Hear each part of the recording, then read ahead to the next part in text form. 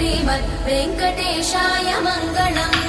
स्वतः सर्वविदे सर्वशक्तये सर्वशेषिणे सुलभाय सुशीलाय वेङ्कटेशाय मङ्गलम्। परस्मै ब्रह्मणे पूर्णकामाय परमात्मने प्रयुञ्जे परतत्त्वाय वेङ्कटेशाय मङ्गलम्। आकालतत्त्वमशान्तमात्मनामनुपश्यताम् अतृप्त्यमृतरूपाय वेङ्कटेशाय मङ्गलम्। प्रायस्वचरणौ पुंसां शरण्यत्वेन पाणिना कृपया दिशते श्रीमद् वेङ्कटेशाय मङ्गलम्। दयामृततरङ्गिण्यास्तरङ्गैरिव शीतलै अपाङ्गैः सिञ्चते विश्वं वेङ्कटेशाय मङ्गलम्। स्रग्भूषाम्बरहेतु